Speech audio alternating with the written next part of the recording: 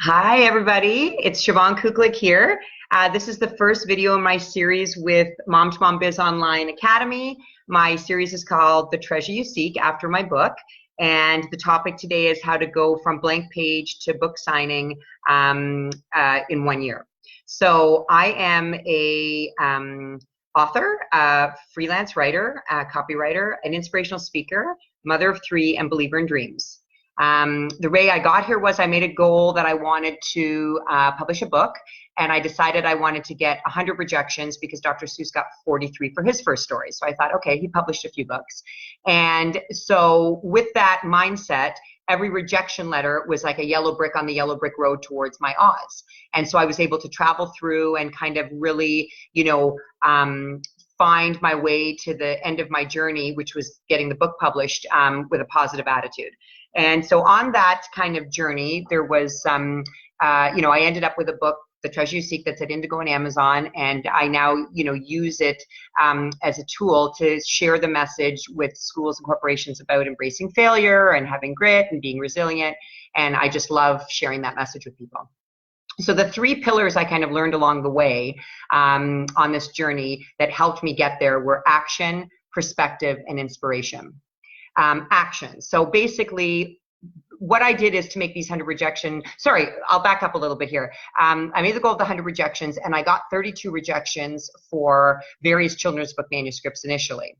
And then I decided on January 1st, 2016, I'm just going to start my own blog called The Treasure You Seek. And 3 mornings a week, I'd get up 40 minutes early before the kids had to leave for school. And I would have 40 minutes, stare at a blank screen, no topic in mind, decide something that inspired me, and write, spell check, submit, and run. At the time, we were between homes. We had a home in the school district, but we were renovating, and so we had to drive in. So I had to drive the kids to school. So I only had those 40 minutes. And that really forced me to kind of take action. So action was huge there.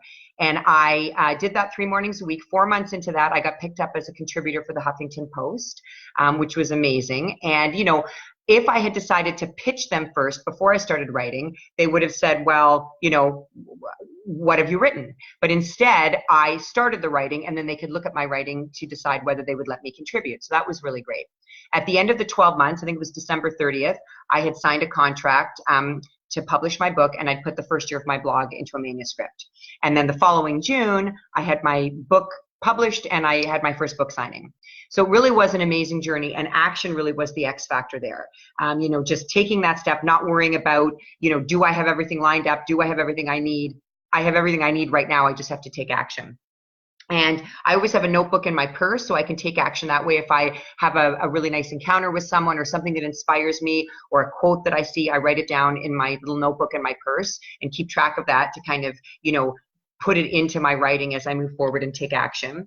If you were thinking about, I happen to do a blog, but if you were thinking about publishing a book and you wanted to, whether it was say fiction or nonfiction, for fiction, let's say you could put your 10 folders on a dining room table or on your spare room bed, and each folder could be a different character, or each folder could contain characters and plot and theme and different things. And then as you move through your day, you write a paragraph, you scribble a note, you see an article that you are inspired by, plug it into the right folder. Same thing with nonfiction. If it was something, you could have a folder for the backstory, a folder for the results, whatever it was. And so you really kind of have that action laid in place so that you can, piece by piece, put your book together. And, it's like eating an elephant one steak at a time. You really, it seems like a gargantuan project, but you take it piece by piece. One of the things too is being 100% committed. So, they say if you're 98% committed, you're going to hit the snooze button, you're going to skip the run or eat the dessert or whatever your goals are, you're not going to do the writing. But if you're 100% committed and there's no way around it, you have to do the 3 mornings a week for 40 minutes, then you're going to do it. You're 100% committed. I'm reading a book right now called Bird by Bird by Anne Lamott. I'll just show you here. This is an amazing book. And she told a story about her brother who was 10 years old at the time, I think, and she was the younger sister. And he had a project that he had 3 months to work on about birds. And he had left it to the last minute the night before. They were away at a cabin. And he he basically was surrounded by encyclopedias and bird books and papers and pencil crayons on the table, and he was overwhelmed. He didn't know where to start. The project was due the next day. And his dad came in, put his arm around his shoulder and said, "Take it bird by bird, buddy. Take it bird by bird." So that's how we have to live our life as well, bird by bird, folder by folder, blog by blog, building block by building block, and just kind of move your way through. And even with my book signing, when I got my book ready, and then I got the call, the book is ready to go, I phoned my local Indigo and just said, "Do you do book signings?" And they said, "Oh, well, Saturdays for book signings are months away now. It's not till November," which this was June. And I said, "Well, what about weeknights?" And they said, "Well, yes, we do weeknights." And I said, "Well, what about next week?" So I just booked the book signing the following week, jumped right in, took action, phoned the local paper, got in the paper, let my network know, and had a great book signing. So again, it's like you can't be scared to take action. You just have to go forward. Perspective is that whole idea of, what does no mean? What does failure mean? Is rejection redirection? Is it a lesson, or is it a terrible thing? And I think the perspective of just saying, what is my goal? What is it that I want to accomplish? Am I going to get no's along the way? Yes, but what can I do about it? And, when it comes to publishing, there's a lot of talk of traditional versus self-publishing. So all the rejection letters I got were from traditional publishing houses. And then I decided, what is my goal? My goal is to get my book published, to have a published book in my hand. And the thing is that, with the self-publishing, I did some research. I picked Friesen Press. That's what I did go with in British Columbia. And the reason I chose them is because Margaret Atwood, who is an amazing author, had given them a shout out on Twitter. And so I thought, well, if Margaret Atwood likes them, I'll check them out as well. And so by doing the self-publishing, again, the action was all on me. I could take it in my hands and get things done. And another book that I'm reading right now that I'll recommend is The Obstacle is the Way by Ryan Holiday. And a story that he mentions in here when it comes to, what is your goal and what do you want to get done? He talked about two farmers. There was a piece of land in between Guatemala and Honduras down that area, and it was for two fruit companies wanted to buy that land to grow their fruit. I think it was for bananas. And the problem was that the land was owned by two different people said they had a deed to the land. So let's say Joe and John were the two guys that said they owed the land, two different men. And so there was two fruit companies. On one side, it was this massive company in the US. I think it's the largest fruit company in America called United Fruit. And on the other side was just a single entrepreneurial farmer, one guy. So the big company said, we're sending our lawyers down. We're going to check out all the municipal offices, try and get the paperwork and figure out which one of these two men owns this land. And the single entrepreneurial farmer, some might say, well, he's just going to sit there and say, I can't win. They have the money, they have the clout, they have the lawyers. But instead, what did he do? He went to the two men who both said they had a deed for the land, and he both bought the land off both of them, each of them, paid for the land twice.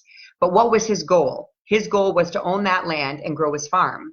And in the end, he reached his goal. So he could have sat there and thought, well, no, I can't win. I'm against this massive conglomerate. So he was the David, against the Goliath, but he made it happen. So you have to kind of think of it that way in your perspective. Am I going to just sit here and say my hands are tied, I can't do anything? Or am I going to take action and go forward and think critically and be creative?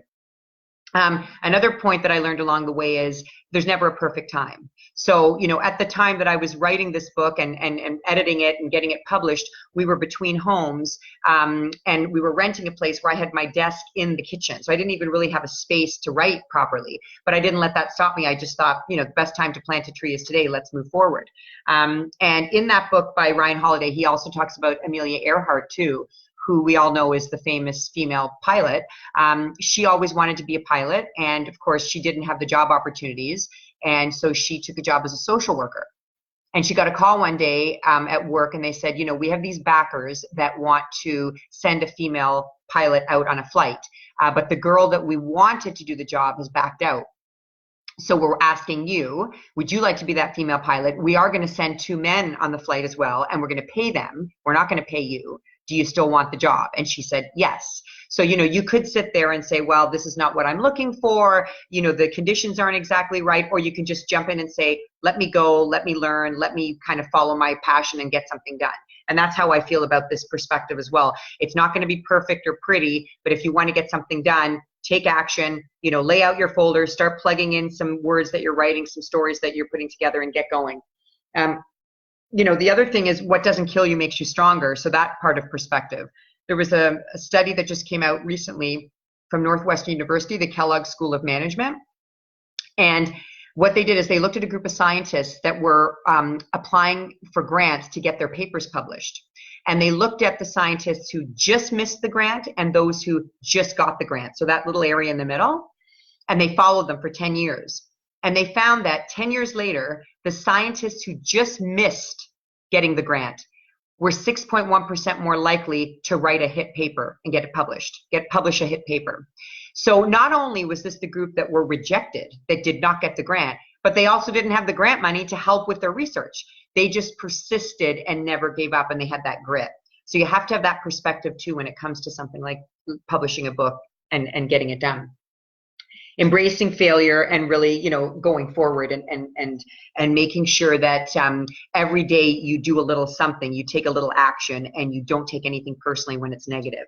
Then the third pillar was inspiration. So you need inspiration in, anything that you do really. And so for me, as I mentioned before, I've got that little notebook in my purse. If I get inspired by somebody I meet or a quote that I see or read, I take notes and kind of fuel my soul that way.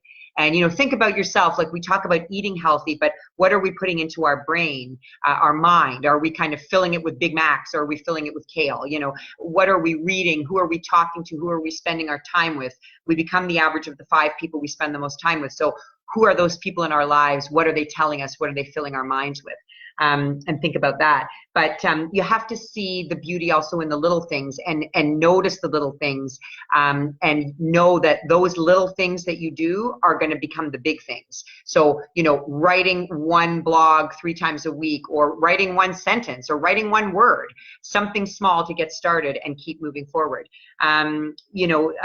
There's Steve Jobs. They tell a story about him where all the technology that he created, the iPhones, the iPads, were also very beautiful on the inside.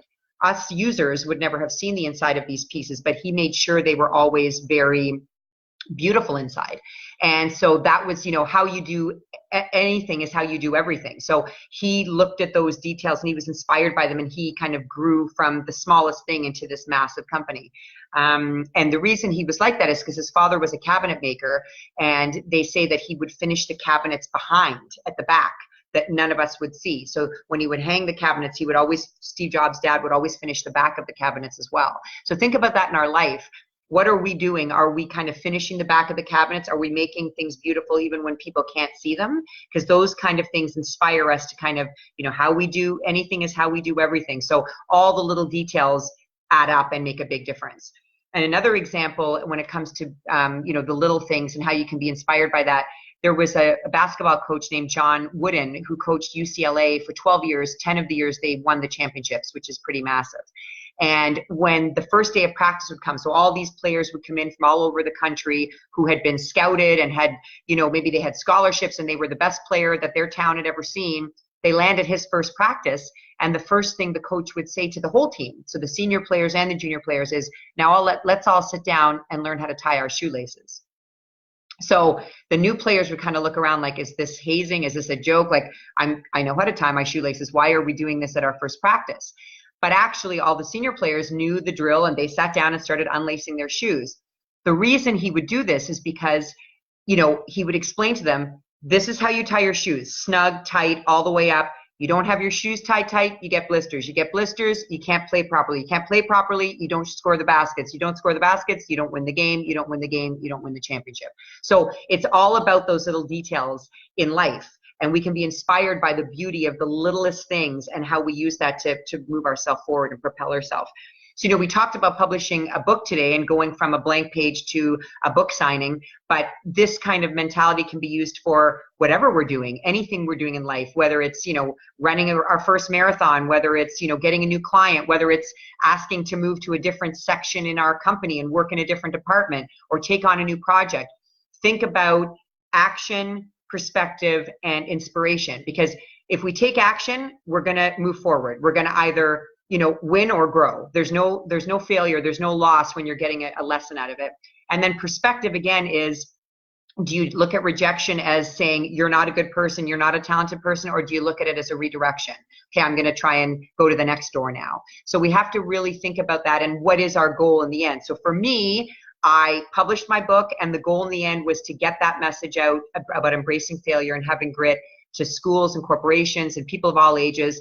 Tomorrow I'm speaking at a mental wellness clinic at a hospital and sharing this message about how anybody can do anything if you put your mind to it. So just, the world is going to tell you no. You need 100 no's to get a yes. So every no is actually, you can tick that off your list as I'm taking action towards my dream.